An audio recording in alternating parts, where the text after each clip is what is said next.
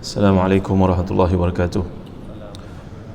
Innal hamdalillah nahmaduhu wa nasta'inuhu wa nastahdihi wa nastaghfiruh wa natubu ilayhi wa natawakkalu alayhi wa na'udzu billahi min shururi anfusina wa sayyiati a'malina may yahdihillahu fala mudilla lahu wa may yudlil fala hadiya lahu. Allahumma salli wa sallim wa barik ala Muhammad wa ala ali Muhammad kama sallaita wa sallamta wa barakta ala Ibrahim wa ala ali Ibrahim fil alamin innaka Hamidum Majid. Amma ba'd. Syukur pada Allah SWT dengan limpah kurnianya, inayahnya, taufiqnya dapat kita menunaikan salat fardu subuh berjemaah pada pagi ini. Kalaulah diketahui oleh setiap orang keutamaan salat subuh berjemaah dan juga berada di saf yang pertama dalam setiap salat berjemaah itu, tentulah mereka akan berusaha untuk mendatanginya walaupun dengan merangkak.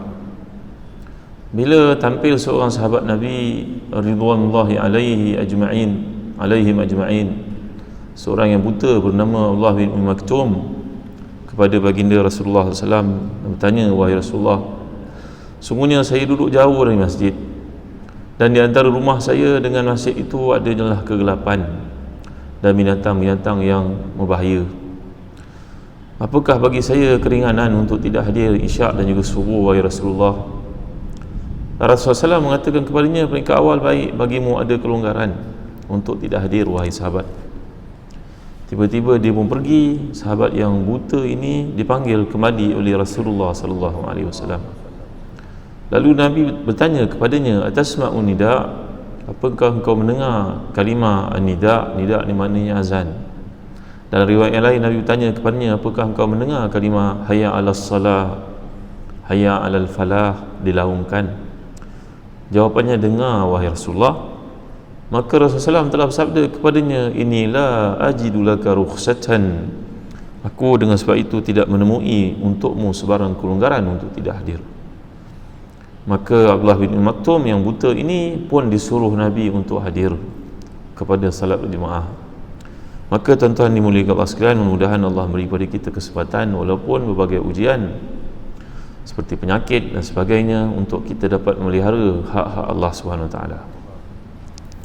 Pagi ini marilah sama kita merenungi firman Allah SWT daripada surah Al-Qiyamah ayat yang ke-23 hingga seterusnya. A'udzubillahi minasyaitanir rajim. Wujuhu yawma idzin nadhirah ila rabbiha nazirah wa wujuhu yawma idzin basirah tadhunnu an yuf'ala biha faqirah. Sadaqallahul azim.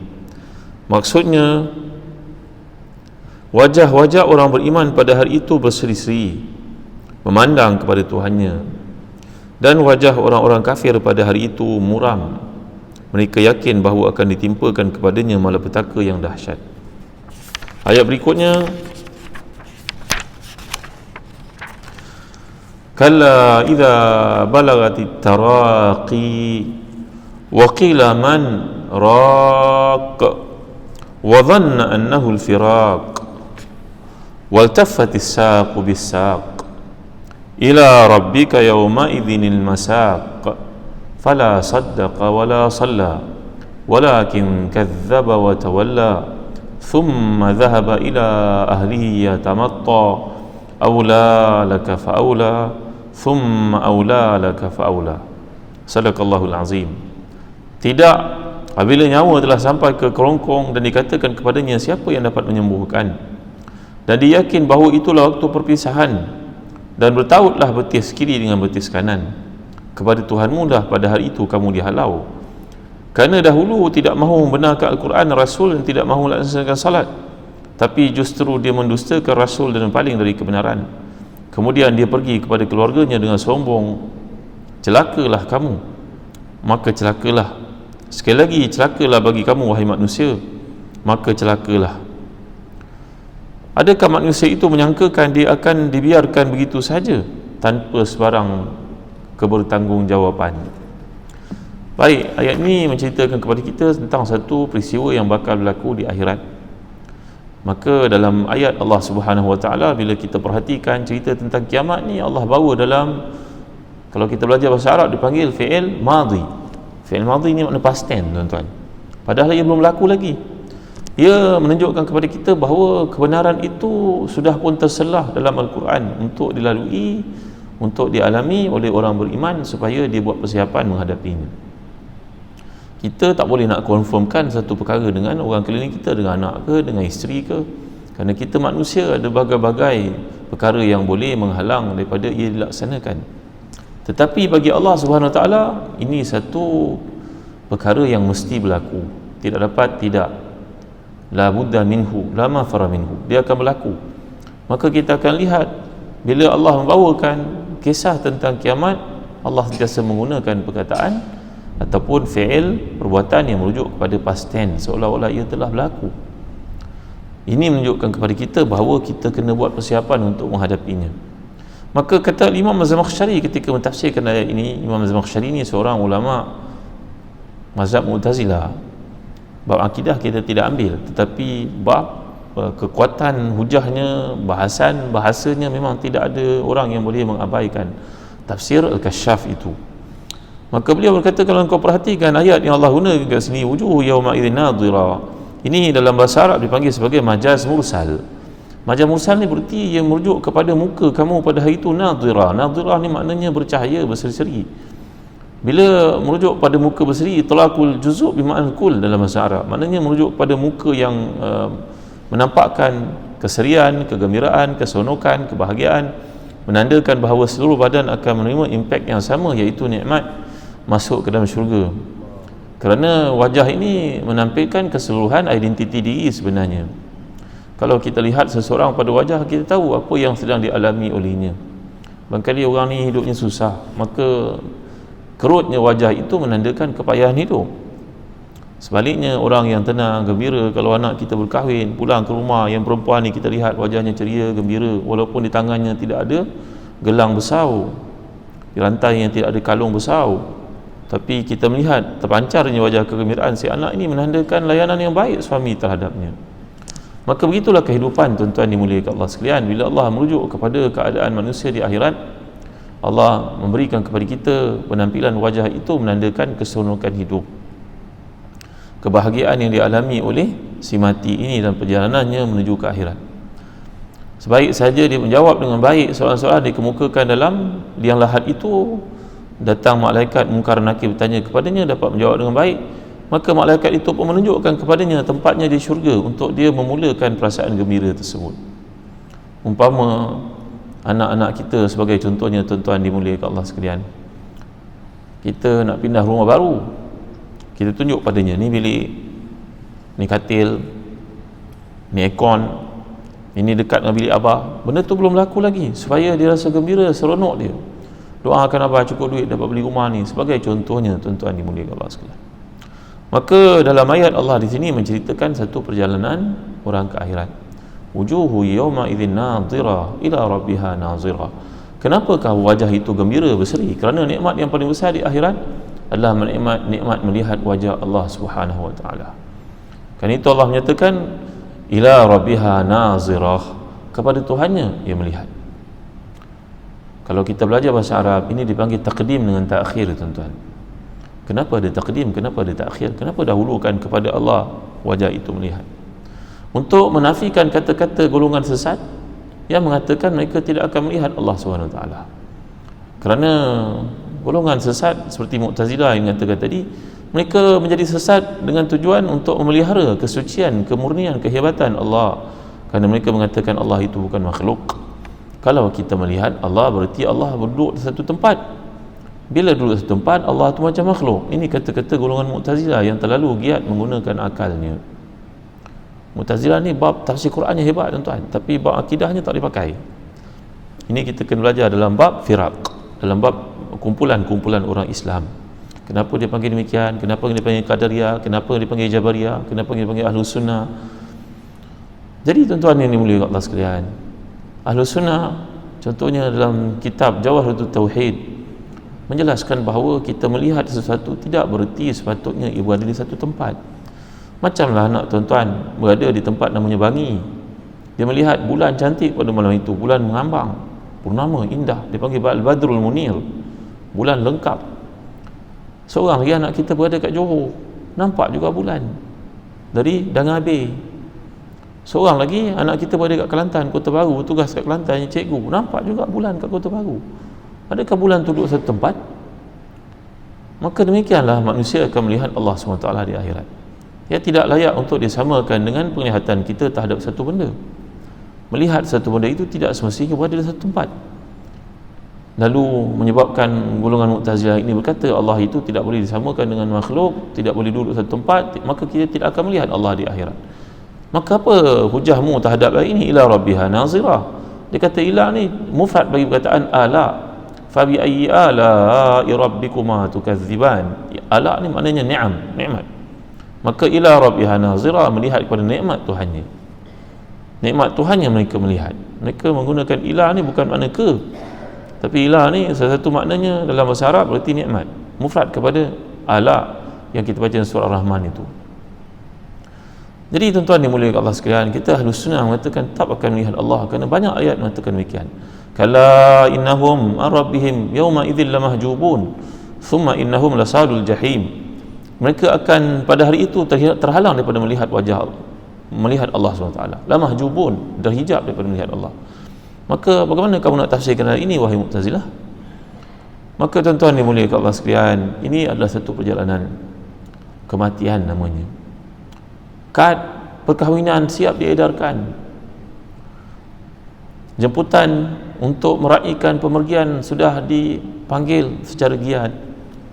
Orang itu baru pulang daripada luar negara dan akan menduduki tempat yang penting lepas berkursus lama di luar negara. Tiba-tiba ajal maut datang menjemputnya. Kadang-kadang pada hari perkahwinan itu mempelai nak ditemukan, seorang daripadanya pergi untuk selama-lamanya. Kadang-kadang orang itu sedang menyampaikan khutbah Jumaat, disangkakan makmum dia pengsan, rupanya pergi ketika sedang menyampaikan khutbah Jumaat. Seorang budak muda ketika memberikan motivasi kepada sekalian orang di Denmark, kerana di masjid di Denmark itu pengumuman dibuat oleh Tuan Imam sebelum sembahyang, mereka sembahyang di Denmark berkali-kali, masjidnya kecil, tak dibenarkan melimpah-limpah keluar kecuali hari raya.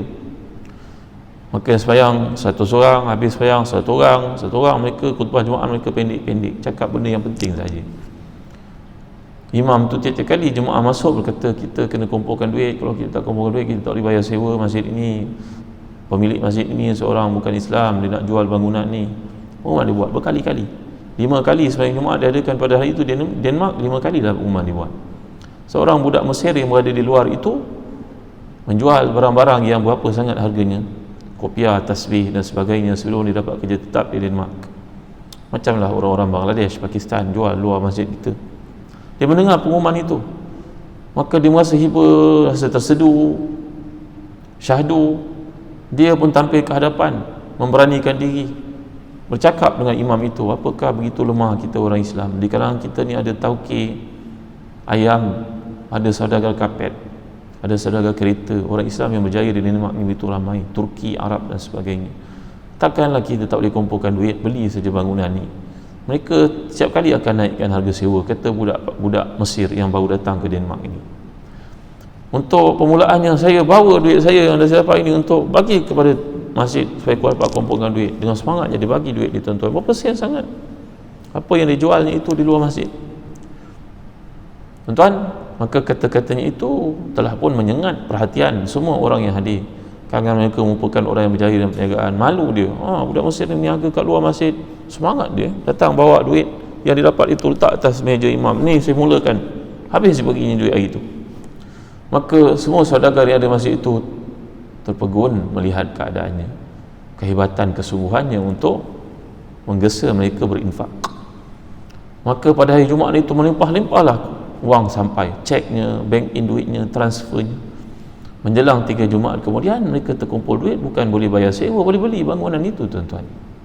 Maka imam itu gembira bukan kepalang, panggillah budak Mesir yang baru datang ke Denmark untuk bekerja, mencari kerja, belum dapat kerja. jual di luar masjid barang yang remeh-remeh itu. Tuan Imam ini pun peluk dia, terima kasih engkau lah yang bagi semangat pada kami. Aku pun tak terfikir kita boleh kumpul duit beli masjid ini, bangunan ini, rumah kedai. Kita pergi ke negara-negara barat, mereka sembahyang Jumaat macam tu, berkali-kali sembahyang Jumaat, tuan. Maka mereka membeli pengumuman, dia buat Jumaat yang keempat dapat beli masjid. Alhamdulillah, syukur. Semua orang gembira, pergi cium peluk budak lelaki Mesir itu. Mereka tak sangka dengan semangat itu membakar semangat juang orang-orang lain. Tiba-tiba tibalah musim haji, dan budak Mesir itu berkata kepada Tuan Imam, Tuan Imam, saya minta maaf, saya kena balik ke Mesir. Makcik saya tak ada mahram nak pergi haji, dia sponsor saya pergi haji. Kalau saya tak pergi, rugi saya. Makcik saya sponsor, ajak saya, nanti saya datang balik, habis haji saya datang balik ke sini. Tuan Imam peluk dia, terima kasih nak, engkau ni orang hebat, Allah terima ibadah engkau, mudah-mudahan engkau dapat pergi haji. Bukan saya pergi, makcik saya sponsor. Dia pulang ke Mesir, dan musim haji itu dia pun wukuf macam orang-orang lain di Arafah, di mana pada hari itu Allah telah berfirman dengan bangganya dalam hadis qudsi kepada para malaikatnya, mengapakah mereka berkumpul ramai-ramai itu, padahal Allah lebih tahu kehendak hati mereka. Malaikat menjawab, mereka beristighfar padamu, minta ampun padamu, minta rahmat daripadamu, wahai Tuhan, engkau lah mengetahui keadaan mereka. Maka Allah menjawab kepada para malaikatnya, beritahu pada semua, aku terima doa mereka. Kalau orang berpuasa pada hari Arafah, kata para ulama, pahalanya lebih besar daripada pahala puasa 6, tuan. Kerana keampunan untuk tahun itu dan tahun selepasnya. Tak ada pahala puasa seperti mana nak dapat pahala pada puasa Arafah bagi orang tidak buat ibadah haji 2 tahun. Tak ada ibadah sebegitu hebat dalam bab puasa, kata para ulama yang mentahqiq hadis ini. Maka si fulan ini wukuf di Arafah. Sunat bagi orang wukuf di Arafah ni untuk naik ke tempat-tempat yang tertinggi yang dia mampu, khususnya lepas daripada waktu asar, kata Ibn Qayyim dalam kitabnya Zadul Ma'ad. Naik di tempat yang lebih tinggi lebih baik, kerana itu amalan para anbiya alaihi wassalam. Nabi bersabda, aku diperlihatkan seolah-olah Nabi Musa ada kat situ, kulitnya hitam manis. Aku nampak Nabi Isa wukuf kat situ, semuanya tempat tinggi-tinggi, tuan-tuan. Lepas asar itu khususnya, jangan pergi lepas zuhur panas, asar ada slow sikit. Ini kata para ulama mentahqiq hadis. Maka budak Mesir ini pun pergilah naik, berdoa lah dia bersungguh-sungguh, menangislah dia mengenang dosa-dosanya. Rupanya pada hari itu merupakan hari yang terakhir dia wukuf di Arafah, tuan. Nangislah dia dan matilah dia ketika sedang wukuf itu. Berita kematiannya sampai ke Mesir, sampai ke Denmark, dan masjid itu menangis, tuan. Kadang-kadang ada orang ini dia bersemangat buat kebaikan sampai dia melupakan dirinya yang sebenar. Kesedaran lewat hadir dalam hidupnya, maka dia cuba untuk memperbaiki kelemahan-kelemahan yang lalu. Kadang-kadang kita nampak apa hal ni macam orang naik minyak pula, lebih over pula. Sebenarnya bukan over, tuan-tuan, tapi kerana semangatnya untuk berbuat kebaikan. Matilah dia ketika sedang wukuf, sebaik-baik tempat untuk mati, dan dikemumikan dia dalam ihramnya, tuan-tuan. Berita ni sampai di Denmark dan Islamic Center yang ada di Denmark. Imam-imamnya datang berkumpul, mendoakan untuknya, sembahyang jenazah gaib untuknya. Dan kata ulama, persatuan ulama di Eropah pada masa itu yang kebetulan sedang bersidang, itu tanda matinya husnul khatimah, tuan. Matinya dalam kebaikan. Dia mengajak orang buat kebaikan walaupun dia tidak punya wang, memotivasikan mereka untuk kumpulkan duit sehingga mampu beli masjid yang tak disangka-sangka, tuan-tuan. Jadi ini adalah satu perjalanan yang sangat dirindui, kematian dalam kebaikan. Kematian ketika sedang berusaha ataupun menawarkan kepada orang, merangsang, memujuk, memotivasikan orang untuk buat kebaikan. Maka orang seperti ini akan dipanggil seperti hujung surah Al-Fajr. Allah menyatakan, ya ayyatuhan nafsul mutmainnah irji'i ila rabbiki radiyatan mardiyah fadkhuli fi ibadi wadkhuli jannati. Wahai orang yang beriman, pulanglah kepada Tuhan kamu dalam keadaan kamu diridai dan juga engkau meridai. Setiap kali kita lihat ayat ridha Allah ataupun kasih sayang Allah kepada hamba dicurahkan, ia bermula daripada Allah, bukan daripada kita, tuan-tuan. Radhiyallahu anhum wa radu'an. Radhiyallahu anhum wa radu'an. Allah ridha pada dia, mereka ridha pada Allah. Dalam ayat surah Al-Maidah pun Allah menyatakan, "May yartadda minkum an dini fasawfa ya'ti Allahu biqaumin yuhibbuhum wa yuhibbunahu."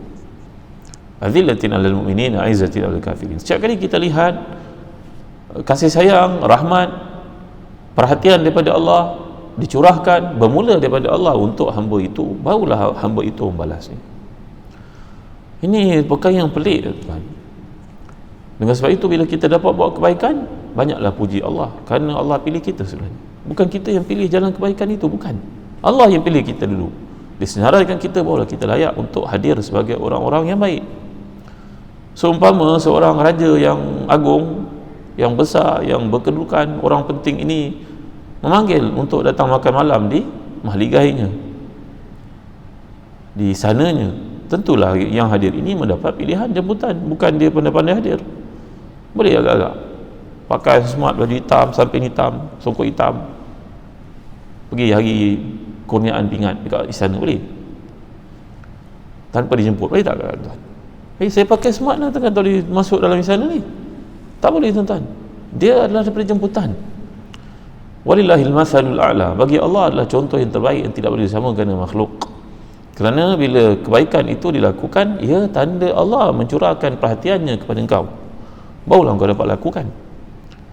Ya, itu sebab antara doa paling banyak Nabi kita SAW amalkan adalah Allahumma muqallibal qulub thabbit qalbi ala dinik, Allahumma musarrifal qulub sarrif qalbi ala ta'atik. Wahai Tuhan yang bolak-balikkan hati, tetapkan hati ini dalam agamamu. Wahai Tuhan yang bolak-balikkan hati, tetapkan hati ini dalam ketaatan kepadamu. Bila ditanya kepada Nabi SAW oleh isterinya tercinta Ummu Salamah radhiyallahu anha, wahai Rasulullah, kenapa Rasulullah banyak baca doa ini? Setiap hari saya tak pernah dengar Nabi miss baca surah ini, kata Ummu Salamah kepada Rasulullah SAW. Jawab Rasulullah, wahai Ummu Salamah, ma min ahadina illa wa qalbuhu baina isba'ini min asabi'ir rahman yuqallibuhu kaifa yasha. Tak ada seorang pun di kalangan kita melainkan hatinya terletak di antara dua jari daripada jari Ar-Rahman. Allah lah yang bolak-balikkannya mengikut kehendaknya. Maka siapa yang dibolak-balikkan hatinya untuk melakukan ketaatan tanpa henti, itu tanda pilihan Allah kepadanya. Maka banyakkan olehmu wahai saudara untuk mengucapkan Allahumma muqallibal qulub sabbit qalbi ala dinik, Allahumma musarrifal qulub sarrif qalbi ala ta'atik. Setiap kali ayat menceritakan tentang nikmat, Allah akan iringi dengan azab. Kerana dalam Al-Quran supaya orang beriman dapat motivasi, dan orang yang tidak beriman, ahli kemaksiatan, akan berusaha untuk memperbaiki dirinya. Kerana ayat ini telah turun lebih awal macam soalan bocor untuk peperiksaan lah, tuan-tuan. Anak kita nak ambil peperiksaan penting engineering di universiti terkemuka, maka pesyarahnya bagi kepada dia hint, clue, muka baca ni, soalan ni masuk nanti. Anak kita ambil medik, fakulti yang paling susah di dunia itu, tiba-tiba pesyarahnya bermurah hati beritahu baca bab ni. Soalan bocor, tuan-tuan. Kalau anak itu tidak peduli, maka dialah orang paling rugi. Maka demikian juga Al-Quran, kata Syed Qutb rahimahullah dalam kitab tafsir yang terkemuka itu, fi zilalil Quran. Setiap kali ayat motivasi untuk si mukmin beriman, menambah imannya, ada juga peringatan untuk si kafir. Kerana Allah Maha mengetahui bahawa kafir membaca Quran juga sebenarnya, dan ia merupakan satu fitrah untuk mereka memperbaiki diri bila melihat ganjaran kepada orang beriman dan hukuman kepada orang yang tidak beriman. Tazunnu ayyuma an yuf'ala biha faqirah. Mereka pun yakin bahawa akan dikenakan kepadanya azab yang dahsyat. Tuan-tuan dimuliakan Allah sekalian, pada hari itu orang-orang kafir dibawakan neraka itu kepada orang kafir macam dibawa seekor binatang yang sangat menakutkan, tuan-tuan. Bila Allah bawa cerita tentang gambaran orang-orang kafir ini dan hukumannya, ini dipanggil dalam bahasa Arab, dipanggil taswir fani. Kata Syed Qutb, ini salah satu dilalah kekuatan mukjizat Quran. Kerana Quran itu ada kekuatan istintaq. Istintaq ni maknanya tajsid, mana seolah-olah kita berada dalam event itu. Ayat yang digunakan menghidupkan suasana, tuan-tuan. Lalu kita akan terfikir, macam mana pula neraka jahanam itu dibawa datang dan dia mengaum-ngaum sampai malaikat membawanya 70,000 orang. Bagaimana besarnya neraka ini Dan akhirnya orang masuk neraka itu berkata kepada, ya maliku liyaqdi alaina rabbuk. Maka mereka berkata, wahai Malik. Malik ni adalah pemilik penjaga neraka dan jahanam, malaikat yang paling menakutkan, tuan-tuan. Lebih menakutkan daripada Israel wajahnya. Malik itu menjaga neraka jahanam. Maka si kafir berkata kepadanya, wahai Malik, macam ni teruklah, ya mutu fiha wala yahya. Kami ni tak mati-mati dan tak hidup-hidup, baru nak mati hidup balik semula. Matikanlah kami, takkan macam ni sampai bila-bila. Maka jawapan Malik, innakum makithun, kau akan kekal dunia, di akhirat ni tidak ada mati lagi, kau duduk sini, kau akan kekal duduk neraka ni. Ya, setengah ulama yang menggunakan akal berkata akhirnya neraka juga akan hancur dan orang-orang yang tidak beriman pun akan masuk dalam syurga Allah. Wallahu alam. Ini tidak ada dalil, tuan-tuan. Ini menggunakan akal logik sebahagian daripada ulama-ulama di Mesir yang berpandangan demikian. Dan mereka juga turut mengatakan bahawa sebenarnya yang diceritakan oleh Allah tentang ababil itu, alam tara kaifa fa'ala rabbuka bi ashabil fil alam yaj'al kaidahum fi tadlil wa arsala alaihim tayran ababil. Ababil maksudkan itu ialah jurthuma. Jurthuma ni mana kuman, macam kuman Covid, maka menghancurkan mereka. Dia bukannya, kerana ulama-ulama jenis ini digunakan logik akal ni, tuan-tuan. Hebat ulama ini, ulama Azhar, hebat. Tapi dia boleh berfikir begitu. Dia juga mengatakan bahawa agama-agama yang ada di dunia ni semuanya Nabi-Nabi yang bawa, tapi telah diselewengkan macam Kristian dan juga Yahudi.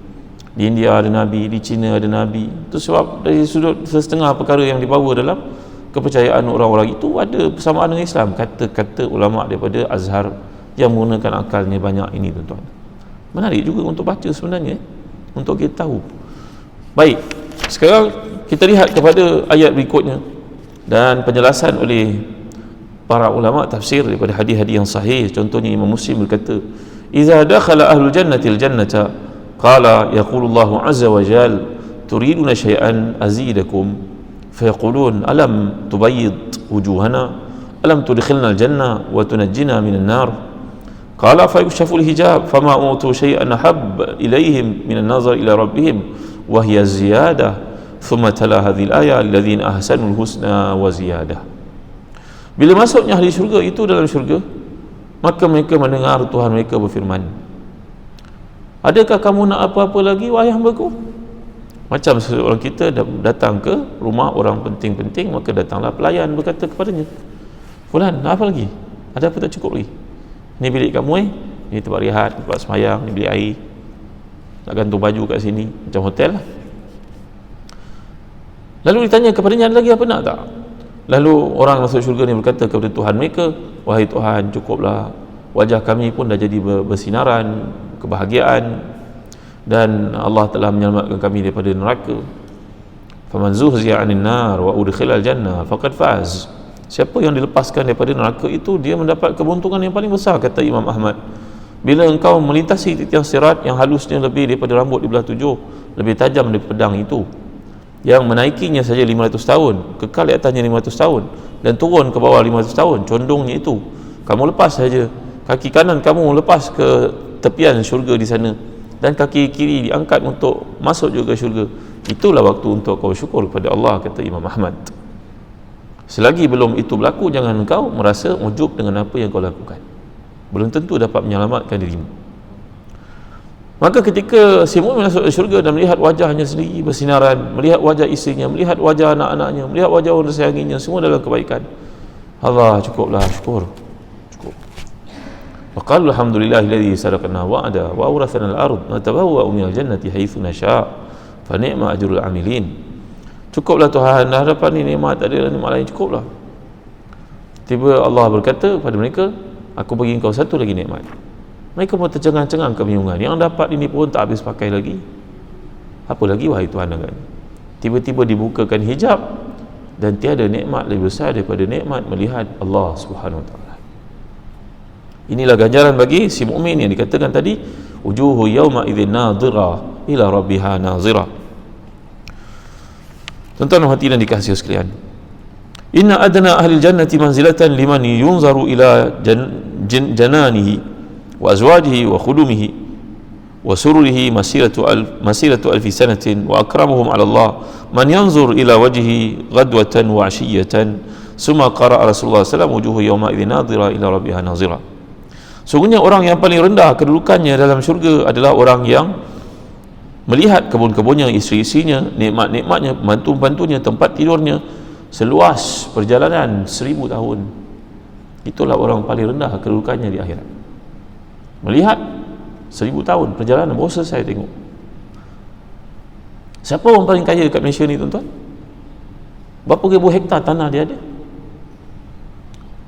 Tuan-tuan hati dan dikasih sekalian, di akhirat orang yang paling rendah kedudukannya memerlukan 1000 tahun untuk pergi ke tempat-tempat yang dimilikinya itu. Itulah orang paling rendah sekali. Dan orang yang paling mulia ialah orang yang melihat wajah Allah pagi dan petang. Kata para ulama, contohnya Imam Qurtubi mentafsirkan hadis ini, ia adalah disebabkan kedudukannya di akhirat sejauh mana kesungguhannya untuk melakukan taat kepada Allah. Orang yang paling terakhir duduk dalam masjid ini pada hari Jumaat, itulah orang yang paling jauh daripada Allah SWT. Yang paling dekat dengan imam di hadapan ini, inilah orang paling banyak melihat wajah Allah di akhirat. Siapa yang bersungguh-sungguh untuk melakukan ketaatan, orang ini yang akan bersungguh-sungguh diberi oleh Allah kedudukan di akhirat. Dengan sebab itu janganlah kita meleceh-lecehkan ketaatan kepada Allah. Kalau kita dah biasa sedekah satu hari RM5 pada hari Jumaat, mengapa tidak naikkan? Cuba kira dengan pendapatan kita mengurang ke menaik, tuan-tuan? Daripada graduate universiti dulu gaji 2,400, sekarang dah jadi pengarah besar syarikat, gaji mungkin sampai 50-60 ribu atau lebih. Adakah sama dengan masa kita baru graduate daripada universiti dulu gaji kita infakkan untuk Islam? Tanya diri kita balik semula. Ya, jadi tuan-tuan rahmati dan dikasihi sekalian, rumah kita makin hari makin besar, walaupun akhirnya yang tinggal kita berdua saja. Maka adakah rumah akhirat kita fikir untuk besarkan atau kita biarkan saja? Maka tuan-tuan yang mulia Allah sekalian, diceritakan oleh Imam Al-Muhammad Sya'rani, seorang ahli sufi, ahli hadis yang terkemuka di Mesir, bercerita seorang tuan guru bermimpi dalam tidurnya melihat rumah yang sedang giat dipersiapkan. Lalu dia pun bertanya kepada orang yang sedang menyiapkan rumah itu, siapa punya rumah ini? Mandonya menjawab, ini rumah engkau, rumah tuan yang mulia. Rumah saya. Dia pun terkejut di tidurnya, istighfar panjang, bangun tahajud. Apa mimpi ni? Mimpi-mimpi yang indah itulah datang untuk orang beriman biasanya pada penghujung-hujung malam sebelum tahajud. Kata Imam Ibn Hajar dalam Fathul Bari, ru'ya salihah, mimpi yang baik-baik. Maka esok kita tidur lagi, mimpi lagi, rumah pertama indah, lampu, chandeliernya apa semua siap. Dia bertanya kepada mandor tu lagi, siapa punya rumah ni? Rumah tuan, kan saya dah cakap semalam rumah tuan. Rumah saya. Bangun dia tidur, bangun tahajud lagi, berpeluh-peluh dia fikir, mana ada aku ada rumah, aku wang mana ada mampu beli rumah besar macam tu. Malam ketiga mimpi lagi, rumah itu betul-betul hampir siap. Dan mandor itu berkata, aku akan di handover kunci kepadamu tidak lama lagi. Lagi seminggu, lagi seminggu. Bila pula aku beli rumah macam ni besar? Tuan-tuan, dia bangkit tidur, dia pun tak boleh mimpinya kepada isinya. Kita mimpi baik ni boleh cerita pada isteri, boleh cerita pada orang dekat-dekat. Tak payahlah disebarkan kepada orang ramai, takut jadi mujuk, tuan-tuan. Tapi ada orang saleh kadang-kadang tercerita pada anak muridnya kerana anak murid terlalu rapat dengannya. Itu tidak menjadi kesalahan. Yang jadi kesalahan kalau setiap hari kita ada mimpi padahal kita tidak mimpi, itu menipu namanya. Di akhirat besok orang yang menipu buat mimpi ini akan disuruh oleh Allah untuk menyambung rambut. Kau menipu sambung rambut ni. Wa ma huwa bifa'il, dia tidak akan mampu melakukannya. Di negara-negara yang mundur, tuan-tuan guru dalam tarikat-tarikat itu memperdayakan pengikutnya. Dia tidak pengikutnya belajar daripada orang lain. Dia seorang je perfect. Maka dia cuba untuk menceritakan kedudukannya dengan mimpi. Malam tadi aku mimpi, malam aku mimpi. Syaitan memain-mainkannya. Dia nak kahwin dengan orang perempuan yang paling cantik, maka dia akan kata, malam tadi saya mimpi Rasulullah SAW kahwin dengan anak perempuan itu. Anak perempuan itu bayi cucu dia, tuan-tuan. La ilaha illallah Muhammadur Rasulullah. Ini cerita benar-benar berlaku. Seorang, dua orang, tiga orang, empat orang dikahwin. Tak suka ceraikan, ambil anak orang lain lagi, isteri orang pun dikahwin. Hanya melalui petanda mimpi. Satu hari pulanglah seorang anak muda dari negara Arab. Budak ni budak bijak, pintar. Dia pun hadir dalam kuliah tuan guru yang menyeleweng ini. Agaknya mula-mula dia baik, tuan-tuan, tapi lama kelamaan kalla innal insana la yatgha ar-ra'ahu istaghna. Bila dia melihat sokongan padanya padu dan jitu, dia mula jadi ke laut lah tuan-tuan. Sebagian orang seperti itu, dia rasa dia perfect, tak boleh tegur langsung. Padahal ilmu mana ada orang menguasai semua. Orang ni bijak hadis, orang ni bijak sirah, orang ni ambil buat tafsir padanya, orang ni buat fiqah. Tak ada seorang boleh himpunkan semua. Sahabat-sahabat Nabi pun macam tu tuan-tuan. Jangan kita beranggapan seorang guru dia perfect semua dia tahu. Tak. Kata Imam Ahmad, la tadri khata'a mu'allimin hatta tadrus min indi ghairihi.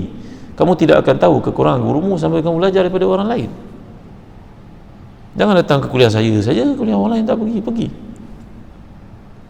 Maka dia pun kata, malam tadi aku mimpi Rasulullah kata pada aku, kahwinlah dengan budak perempuan itu. Dia nak budak perempuan cantik.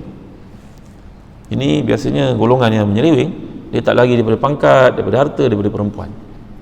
Mengumpulkan dunia dengan cara menunggang agama, tuan-tuan. Maka anak murid yang baru pulang daripada luar negara ini tahu kepenyelewengannya dan ingin betulkan dengan cara yang jitu, solid, supaya orang sedar dia menipu sebenarnya. Maka dia berkata pada tuan guru itu, masjid dah ada pun dia sebut masjid lain. Punya sesatnya orang ni, tuan-tuan.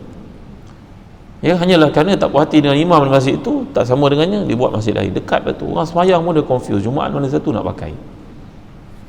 Di zaman kemelut Islam dan konflik Islam, krisis umat Islam di Mesir, di Syria berlaku seperti itu. Masing-masing Tok Syekh menganggap dia alim daripada orang lain. Ya, maka anak murid ini berkata padanya, tuan guru mimpi malam tadi pukul apa? Dia kata pukul 4 pagi. Mimpi jumpa Rasulullah, Rasulullah kahwin dengan perempuan itu. Padahal isinya sudah 4 orang. Akan diceraikan seorang itu untuk berkahwin dengan yang baru.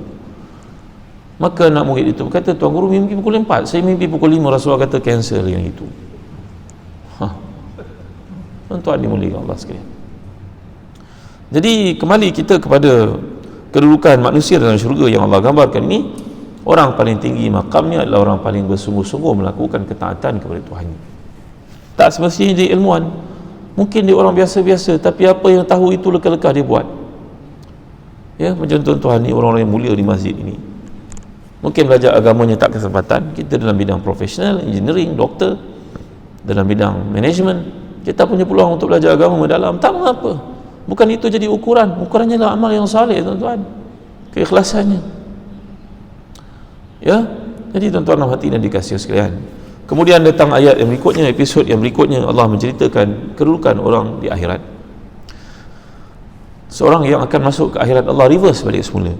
Kalla idza balagatit taraqi, bila nyawa sampai ke kerongkong, anak ibni pun berkumpul keliling.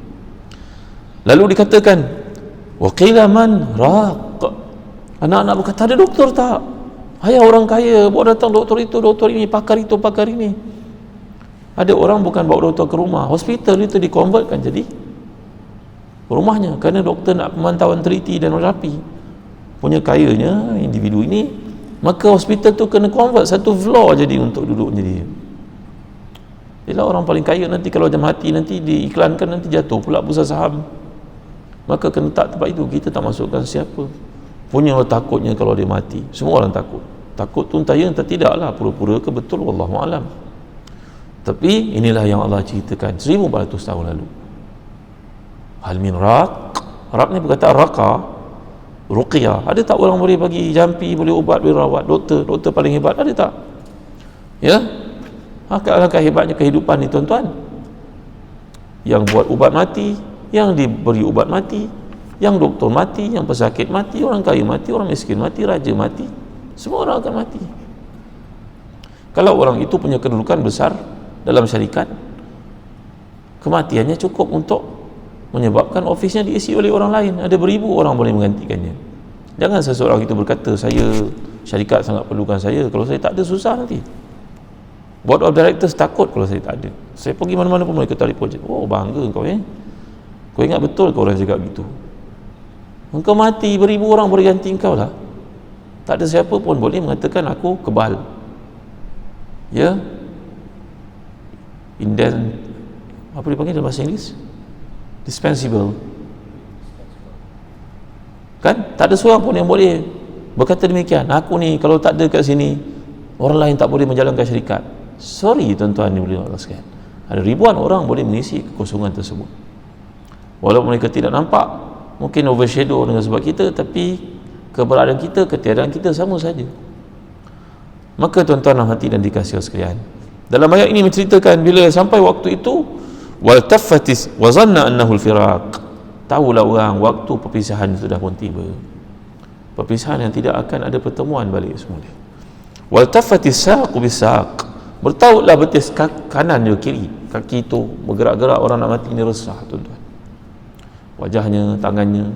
Imam yang mulia Imam Mawardi, pengarang kitab tafsir dan banyak kitab-kitab lain, antara kitabnya yang terkemuka Tafsir Al-Mawardi. Al-Imam Mawardi seorang ulama besar mujtahid dalam mazhab Syafi'i, punya takutnya pada kematian dan juga penerimaan Allah terhadap amal salihnya, berkata kepada salah seorang anak murid terpercaya, anakku, andai aku mati, aku pun tidak tahu buku aku layak dipublishkan atau tidak.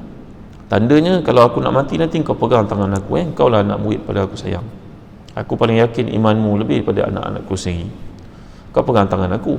Kalau aku memegang erat tanganmu ketika sakaratul maut, maka tolonglah buang semua buku-buku aku itu, kau boleh manfaatkan, kau curah dengan air biar dakwatnya pergi. Dulu mereka menulis dengan dakwat yang tidak kekal, tak ada dakwat macam kita.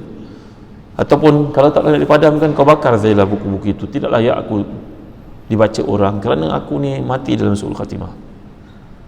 Sebaliknya, wahai anakku, kalau kau melihat aku megang tanganmu dan melepaskannya perlahan-lahan, maka menandakan aku sudah redha untuk kembali pada Tuhanku, buku-buku itu bolehlah engkau terbitkan. Anak muridnya pegang tanggungjawab besar tuan-tuan. Macam mana nak jawab dengan isterinya, anak-anaknya kalau buku itu dibakar nanti? Maka pada hari itu berpeluh-peluh tuan-tuan, orang beriman nak mati berpeluh-peluh, dahinya berpeluh-peluh. Ada orang kata mati senyum aja, tanda juga, tapi disebut dalam hadis wajah berpeluh-peluh itu tanda orang itu mati dalam husnul khatimah. Ya tuan-tuan, berpeluh-peluh tanda dia telah buat satu benda yang hebat sebenarnya, dan terkeluar kalimah syahadah daripada mulutnya walaupun sependek Allah. Tak perlu kita lengkapkan asyhadu alla ilaha illallah wa asyhadu anna muhammadar rasulullah, kalau boleh buat itu lebih baik, tapi yang paling penting Allah pun dah cukup. Maka anak murid ni pun pegang, gurunya pegang, Allah, tuan guru sebut Allah, Allah, Allah.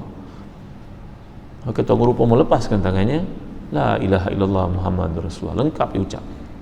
Anak murid pun syukur, gembira, sujud syukur dia. Amanah tuan guru terpikul dapat dilaksanakan penerbitan buku-bukunya.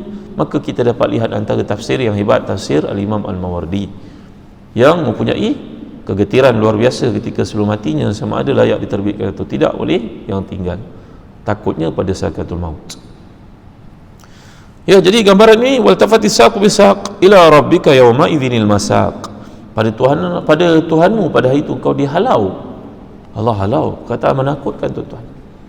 Kau nak pergi ke, kau tak pergi ke, kau wajib pergi juga. Baik baik kruk, kau kena menghadap Tuhanmu. Murka ke, kalau kita jumpa dengan orang penting-penting, orang tu rakyat, kita duduk, ambil mana teh, ambil teh, bagi kopi, tanda penghargaan lah. Tapi kalau kita datang jumpa dengan orang penting ini, nak buat laporan, dia tengah membaca, dia buat tak tahu je, kita masuk. Boleh bayangkan situasi itu tuan-tuan. Seorang CEO terkemuka bercerita, saya nak buat laporan Ustaz, menggigil Ustaz. Yalah, saya CEO syarikat besar, pendapatan bilion, datang berjumpa dengan orang paling penting kat Malaysia ni. Saya masuk bilik itu, dia macam tak nampak saya. Dekat 10 minit saya duduk tercanguk Ustaz depan dia, dia sedang baca surat khabar. Allah punya takutnya Ustaz dah. Kalau kena buang ni gaji beratus ribu Ustaz. Tuan-tuan dimulakan Allah sekalian, ayat ini menceritakan bagaimana kembalinya seseorang itu kepada Allah SWT. Lalu Allah menjelaskan kenapa kamu dibawa ayat yang paling kejam dan buruk terhadap orang seperti ini. Jawapannya, fala saddaqa wala salla. Fala saddaqa wala salla, dia tidak membenarkan. Setengah ulama mengatakan saddaqa ni berarti tasaddaq, dia tidak pernah bersedekah.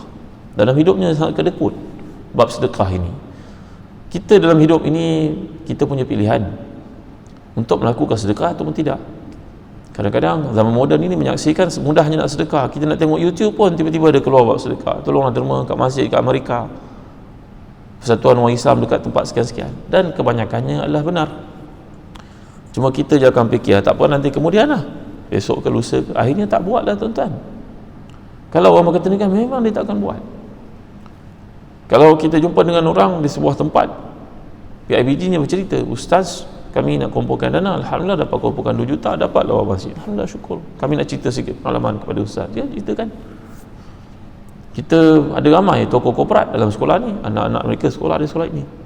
Kita hantar derma, minta derma, dia kata kena buat proposal. Kita pun buat proposal, cantik, dia hantar. Ahlan wa sahlan wa jalan. Tak tahu ke mana pergi kita kerja. Mungkin ada banyak sangat kot, tak dapat apa-apa pun. Tapi ada seorang ustaz, orang ni low profile, pakai kereta pun buruk je. Datang ke pejabat tanya, dia kata anak dia dah keluar dari sekolah ni, masuk universiti dah. Dia dengar nak kumpul duit. Ya, kita pun tak layan mana lah ustaz. Outlooknya tak ada nampak macam orang gah-gah lah, orang punya-punya lah, nampak orang biasa saja. Kerani pun tak layan. Ya, keadaannya. Akhirnya dia minta jemput tu. Kita kata nanti dia tunggu, dia tunggulah 40 minit, 1 jam. Ya, kita kalau berada dekat bahagian front desk ni tuan, hargailah orang tuan, kerana orang itu dilahirkan oleh ibunya mulia tuan. Apa salahnya kita layan orang baik-baik? Mungkin orang itu dengan dia kita akan berbesan dengan anaknya doktor, kita pun tidak tahu. Kan? Ni kita mesti tengok orang hebat-hebat. Kadang-kadang orang hebat tu tak berapa sangat pun. Dia je yang hebat. Pakaiannya tidak mencerminkan dirinya yang sebenar. Imam Izzuddin bin Abdul Salam ketika sedang bertawaf melihat kesalahan dilakukan oleh sebagian orang jahil dalam tawaf 800 tahun lalu. Ditegur, "Fulan, salah tawaf ni." "Oh, siapa engkau nak tegur aku? Kau bukan mufti kan?" Lepas habis semua haji, dia pun pakai pakaian ulama, duduklah dalam satu sudut di masjid. Semua orang datang cium tangannya. "Buat apa kau cium tangan aku? Dengan ilmu aku lah." Kerana orang menilai manusia pada penampilannya. Orang-orang alim kadang-kadang berserban, kadang-kadang tak berserban. Orang saleh kadang-kadang pakai jubah, kadang-kadang pakai baju kot, pakai tie. Orang itu lebih saleh daripada pakai jubah macam saya. Jangan kita nilai orang pada penampilannya tuan-tuan. Ya, jadi orang yang tidak terkenal datang kereta buruk, nak jumpa pengetua, kerani pun buat tak indah, terlupa dia tuan-tuan nak jumpa pengetua. Pengetua nak keluar bilik dah. Kenapa, ada apa ni tuan? Saya nak jumpa pengetua. Allah, kesian, pengetua pun kesian. Lama tunggu, lama dah 1 jam lebih. Kerani tak cakap, tak cakap. "Oh, lupa Ustaz, minta maaf." Biasalah lupa kan, semua orang terlupa. Elakkan terlupa, tulis lah tuan-tuan. Tulis besar-besar atas meja kita, things to do kan. Jadi pengetua masuk, "Ustaz, anak saya sekolah kat sini dah graduate daripada universiti dah sekarang 5 tahun dah lalu dia masuk universiti, dia keluar doktor." "Oh, ada apa tuan, boleh saya bantu? Saya dengar Ustaz nak kumpul dana tu." Ni saya ada derma sikit Ustaz, tak banyak mana." 150,000 tuan-tuan. Tak payah kena nama, tak payah bagi resit, tak payah buat penghargaan, tak payah. Nak bagi penghargaan apa? Anak dia pun dah tak ada kat situ. Kemudian tuan-tuan, masa berlalu. Masa tu bulan puasa. Datang lagi sekali, dia kata, "Allah Ustaz, kesian semua orang kerja ni macam tak ada," dia nak cakap macam tak ada motivasi lah, contohnya kerani tadi lah. Kata, "Berapa orang kaki tangan semua Ustaz kat sekolah ni?" "Ada 45 orang termasuk cikgu, kerani, tukang kebun semua." "Baik, saya bagi lagi 5,000 Ustaz, tolong bagi semua 100 duit raya." Cakap mereka kerja dengan baik kerana Allah. Bayar haji datang lagi sekali, kata, "Dah cukup Ustaz duit?" "Belum." "Nah, lagi 50,000, 200,000 dirima tuan-tuan." Nama tak nak sebut, tak payah kata pada orang, tak payah bagi apa-apa ganjaran, tak payah bagi penghargaan, lebih daripada syarikat korporat. Korporat mungkin nak bagi 5,000, 10,000, dia rasa banyak dah. Ini orang kita pun tak tahu, naik kita buruk je. Dia kata, "Tak perlu Ustaz, ada sikit-sikit rezeki." Mufti Kedah bercerita dengan saya. Ini Mufti Kedah cerita, "Saya nak buat satu madrasah Ustaz Azan, maka kami pun, orang kat Kedah petani ramai, orang bukan duduk sana. Tiba-tiba malam tu lepas isyak, ada seorang datang naik motor dari jauh, daripada Yan, dekat sempadan dengan Thailand tu tuan-tuan, datang ke tempat saya ceramah. Kalau start, mana entah saya pun tak ingat lah, tak boleh bayang. Dia kata jauh, 2 jam naik motor. Datang dengan isteri dia, lepas isyak sampai. Daripada mana tak, daripada sebelum itu berapa jam naik motor, sampai lepas isyak. Saya dah beli kuliah, betul-betul datang nak jumpa Datuk Mufti. Selalu dengan Datuk Mufti kat radio Kedah. Datuk Mufti nak jumpa sikit, ada derma sikit lagi. Tuan ni duduk, kita minum, makan. Dengan isteri datang, naik motor 2 jam jalan. "Ada apa tuan, nak buat apa?" "Nak bayar zakat sikit." "Zakat tak adalah banyak Tuan Mufti, tapi tahun ni saya dapat kumpul, Alhamdulillah zakat saya 10,000. Ni bawa duit cash 10,000 nak bagi." Petani tuan-tuan, naik motor tuan-tuan. Kata kalau Tuan Mufti, Datuk Mufti tak cukup, tahun depan saya keluar zakat lagi. Tuan hati dan dikasih Allah sekalian. Ini cerita tentang ahli akhirat. Pandangannya akhirat, tumpuannya akhirat, kata-katanya akhirat, sifirnya akhirat, motivasinya akhirat. Dunia baginya hanya perjalanan, bukan tujuan. Kan? Orang putih mengatakan bahawa kejayaan itu adalah satu perjalanan, bukannya satu tujuan. Enjoy saya hidup ini selagi boleh. Dan kita orang Islam ada benda yang halal, buat. Ya, kerana akhirat itu belum pasti. Tapi buatlah sebaik mungkin. Jangan jadikan dunia ini tujuan. Bila jadi tujuan, maka itu yang hati kita tersangkut. Kebencian nak buat taat, kesungguhan buat maksiat. Kerana hati itu bertaut sangat. Kalau tak dapat, maka tak ada lagi bahagian untuk kita, seolah-olah begitu. Maka Allah menggambarkan walakin kazzaba wa tawalla. Dulu mendustakan dan berpaling. Berpaling daripada apa, tuan-tuan? Paling daripada kebaikan. Paling daripada buat ketaatan. Thumma dhahaba ila ahliya tamatta. Pergi pada keluarganya yang sombong. Ini cerita orang-orang kafir zaman Nabi dahulu. Seperti Walid bin Mughirah, Ahnas bin Shuraik, cerita Abu Jahal, Abu Lahab, ya, Umayyah bin Khalaf. Ini lelaki-lelaki neraka, ahli neraka. Dia pulang kepada isteri, kata, apa Muhammad, apa pengikut Muhammad, bodoh semua. Orang enjoy lah hidup ini. Apa buat nak sedekah? Kan Allah kaya. Berapa kita nak bantu Islam? Ini kata-kata mereka, tuan-tuan yang mulia Allah sekalian. Jadi dalam ayat yang digambarkan sini, Allah akhirnya menyebut ayah sabul insan wa ayutraka sudah. Apakah manusia menyangkakan dia tidak ada dia bertanggungjawabkan? Tak ada apa-apa kerja untuknya. Maka dia boleh buat ikut apa dia sahaja kehendak dia. Tidak. Kamu berada di dunia ikut skrip yang aku letakkan. Walaupun kamu tak suka. Bila kamu tak suka, kamu tak mampu, kamu ucapkan, ya Allah, kami tak mampulah ya Allah. La yukallifullahu nafsan illa wusaha laha ma kasabat wa 'alaiha ma iktasabat. Rabbana la tu'akhidhna in nasina wa akhtana. Rabbana wa la tahmil 'alaina isran kama hamaltahu 'alal ladzina min qablina. Rabbana wa la tuhammilna ma la taqata lana. Ya Allah, aku dah buat, tapi setakat ni aku mampu buat ya Allah. Aku tak mampu lebih lah. Aku memang bukan sahabat, aku memang jauh daripada Nabi, aku memang tak boleh ikut ulama, tapi ini yang aku boleh buat. Mudah-mudahan kau terimalah aku pada kekurangan yang banyak. Itu sebab dia ajar kita untuk amalkan doa tu turun kepada para sahabat untuk rawatan hati mereka yang merasa sedih kerana di kalangan mereka tak dapat melakukan banyak ketaatan kepada Allah SWT. Baik tuan-tuan, perjalanan ke akhirat ini diringkaskan. Orang yang mati dalam husnul khatimah ni, nombor satu sekali adalah orang yang sentiasa melakukan muhasabah dan bertaubat atas kelemahan-kelemahannya. Itu sebab kata para ulama, Imam Ghazali sini berkata bahawa antara musibah paling besar orang manusia dia bila at-taswif bertaubah, dia sentiasa menangguh-nangguh taubat. Dia mengatakan nanti petang lah, besok malam lah, malam nanti aku bangun tahajud lah, ni kesalahan-kesalahan aku buat ni tak apalah, Allah Maha Pengampun Maha Penyayang lah. Dia istilah dia taswif. Taswif ni maknanya delay, postpone, nanti luar, kemudian lah, nanti aku tua sikit lah, nanti aku, bapak aku mati umur 83, aku 80, besok aku taubat lah. Siapa bagi kepastian pada kau akan mati 80, tuan-tuan? Dan semua orang yang mati itu minta kembali ke dunia walaupun dia mati syahid, kerana melihat ada orang lebih aula kedudukan daripadanya, apatah lagi yang derhaka, lagilah dia merana. Ya, nombor dua, tuan-tuan yang mulia sekalian, jauhkanlah buat maksiat, kerana membuat maksiat itu akan mengheret kita untuk buat maksiat yang lain. Ingat, membuat satu maksiat akan mengheret kita untuk melakukan banyak lagi maksiat. Kita berbohong sekali, nanti kita bohong 2 kali, bohong 3 kali, nak cover balik bohong yang awal itu. Bila akan selesai? Nampak tuan-tuan yang mulia Allah sekalian?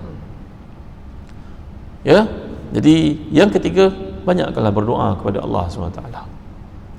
Doa kepada Allah SWT ini paling kurang tiap-tiap lepas sembahyang, Allahumma ahsin aqibatana fil umuri kulliha wa ajirna min khizyid dunya wa azabil akhirah.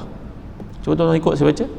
Allahumma ahsin aqibatana fil umuri kulliha wa ajirna min khizyid dunya wa azabil akhirah. Allahumma ahsin aqibatana fil umuri kulliha wa ajirna min khizyid dunya wa azabil akhirah. Ya Allah, perelokkanlah kesudahan hidup kami semuanya, dan berilah kami ganjaran dalam segala musibah yang berlaku terhadap diri kami. Ini antara doa yang paling banyak Nabi kita SAW amalkan, walaupun Nabi seorang manusia pilihan Tuhan, tapi sentiasa mengajar kita untuk tawadukkan dirinya dan mengharapkan rahmat kepada Allah. Mudah-mudahan ia memberi ingatan pada kita, menyuburkan iman kita, memberi ingatan penting pada kita bahawa perjalanan ini pasti, suka atau tak suka tetap akan dilalui.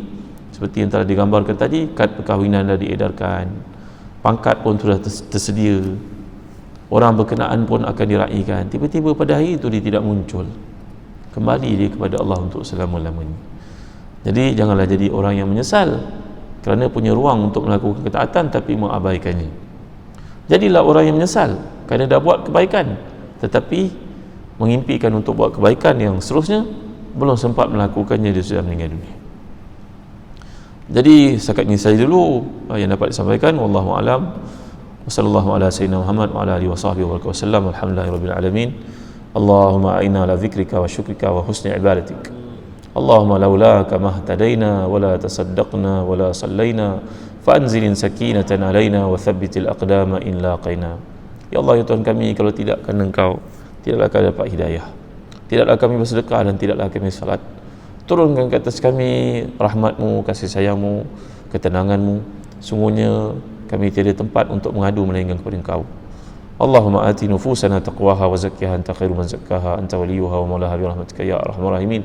Ya Allah, berilah pada hati kami ketenangannya, bimbingannya, penyuciannya. Sungguhnya tiada siapa yang dapat menyucikannya melainkan Engkau, ya Allah.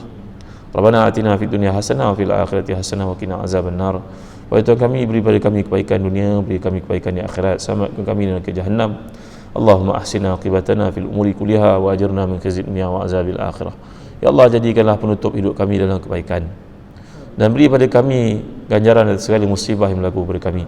Wa sallallahu ala sayyidina Muhammad wa ala alihi wa sahbihi wa sallam. Alhamdulillahirabbil alamin. Taqullahu minkum. Tuan-tuan,